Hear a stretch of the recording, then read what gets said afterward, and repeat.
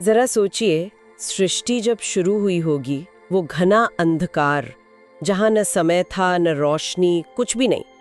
तो फिर उस शून्य से, उस खालीपन से कैसे एक चेतना, एक शक्ति पैदा हुई? कौन है वो जिसे हम महादेव कहते हैं? क्या वो बस एक देवता है जिनकी हम पूजा करते हैं, या उनका रूप, उनका मतलब कहीं ज्यादा गहरा है, शायद पूरे ब्रह्मांड जितना विशाल? आज हमारे पास एक स्रोत है जिसका शीर्षक है महादेव, ब्रह्मांड के रहस्य और अनंत शक्ति के अधिपति। हम इसी के कुछ हिस्सों को देखेंगे, कोशिश करेंगे कि महादेव के अलग अलग रूपों को, उनकी शक्तियों के मतलब को और उनसे जुड़े कुछ गहरे रहस्यों को समझें। तो चलिए इस काफी गूढ़ विषय में उतरते हैं, देखते हैं ये स्रोत हमें क्या बताता है। हाँ बिल्कुल। और ये समझना जरूरी है कि ये स्रोत महादेव को सिर्फ एक पूजनीय देवता की तरह नहीं देख रहा है, नहीं, बल्कि यहाँ उन्हें सृष्टि का मूल आधार माना गया है, समय को कंट्रोल करने वाला, और एक ऐसी अनंत ऊर्जा जो मतलब किसी सीमा में बंधी नहीं है। तो ये बातचीत सिर्फ कहानियों तक नहीं रहेगी, ये तो अस्तित्व, चेतना और ब्रह्मांड के बड़े सवालों से जुड़ जाती है। स्रोत के हिसाब से वो उस शून्य से निकली शक्ति हैं जो हर चीज का बेस है। शुरुआत ही काफी रोमांचक है। सृष्टि से पहले का अंधेरा, शून्य, और फिर महादेव का प्रकट होना। स्रोत ये भी कहता है कि उनका होना तो समय और अंधेरे से भी पहले का है, और इसी वजह से उन्हें महाकाल कहा जाता है ना। तो इस नाम का खास मतलब क्या है, और उनकी वो तीसरी आंख, उसका क्या रोल बताया गया है इसमें? महाकाय शब्द, हाँ, ये अपने आप में बहुत गहरा है। इसका सीधा मतलब है काल यानी समय, उसके भी स्वामी, या कह सकते हैं समय से परे। इस स्रोत की व्याख्या देखें तो महादेव समय के बंधन में नहीं है, बल्कि समय खुद उनके नीचे है, उनके कंट्रोल में। उनका अस्तित्व हमेशा से है, हमेशा रहेगा। समय की चाल का उन पर कोई असर नहीं। और जहां तक तीसरी आंख का सवाल है, स्रोत उसे सिर्फ एक एक्स्ट्रा आंख नहीं मानता, उसे माना गया है ब्रह्मांडीय न्याय का केंद्र, विवेक का, और जरूरत पड़ने पर संहार की परम शक्ति का सोर्स। संहार, आमतौर पर तो हम इसे विनाश, डिस्ट्रक्शन से जोड़ते हैं।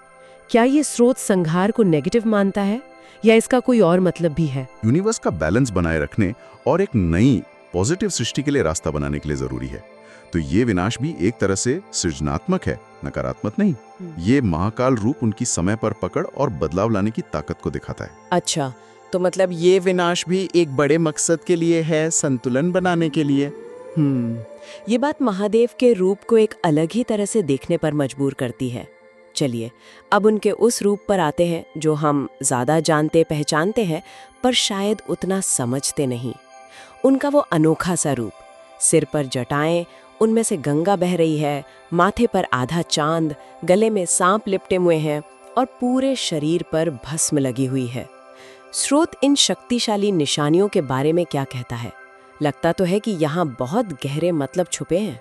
हाँ बिल्कुल, और स्रोत इस बात पर जोर देता है कि ये सिर्फ सजने संवरने की चीजें या पहचान के निशान नहीं है। बिल्कुल नहीं, इनमें से हर एक चीज का गहरा दार्शनिक और ब्रह्मांडीय मतलब है, जो उनके असली रूप और उनकी शक्तियों को दिखाता है।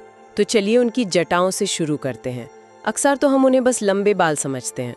स्रोत कुछ और कहता है क्या? हाँ, स्रोत की व्याख्या तो इससे कहीं आगे है। उसके अनुसार ये जटाएं सिर्फ बाल नहीं है, ये अनंत आकाश मतलब स्पेस और समय पर उनके कंट्रोल का प्रतीक है। जैसे स्पेस में गैलेक्सीज फैली हुई है ना, वैसे ही ये जटाएं ब्रह्मांड की ऊर्जा और चेतना के फैलाव को दिखाती हैं, जिसे महादेव ने जैसे अपने अंदर समेट लिया हो। ये उनके असीम होने का सबूत है। गंगा जो उनकी जटाओं से कंट्रोल होकर बहती है, उसे ज्ञान, पवित्रता और जीवन की लगातार बहने वाली साफ धारा का प्रतीक माना गया है। ये दिखाता है कि परम शक्ति के साथ साथ परम ज्ञान और पवित्रता भी उन्हीं से आती है।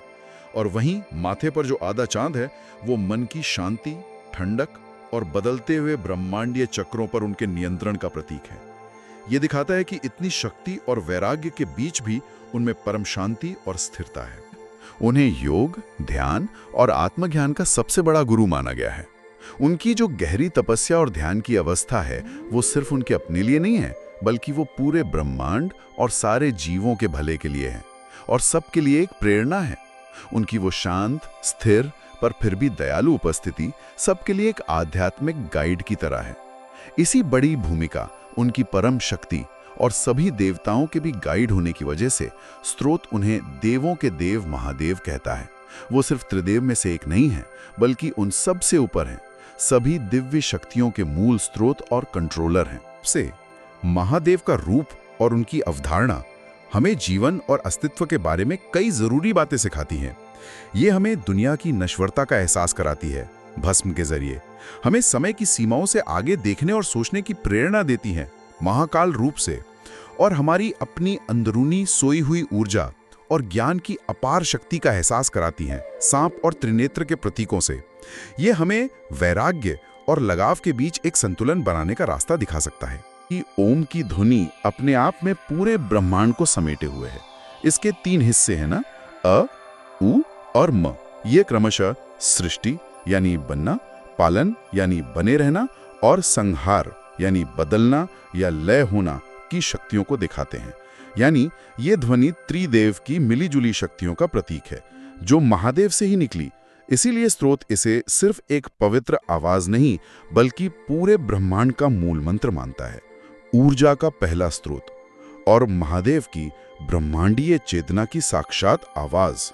महादेव को सृष्टि, समय और चेतना की हमारी समझ से भी परे एक अनंत असीम अवधारणा के रूप में दिखाता है। इस विचार पर गहराई से सोचना कि एक ऐसी चेतना या सिद्धांत हो सकता है जो हमारी कल्पना और समझ की हर सीमा से परे है। यह हमारे अपने छोटे से अस्तित्व के बारे में, हमारी अपनी क्षमताओं की सीमाओं के बारे में और इस विशाल रहस्यमयी ब्रह्मांड में हमारी असली जगह के बारे में हमारी समझ को कैसे बदल सकता है। इस पर सोचिएगा जरूर।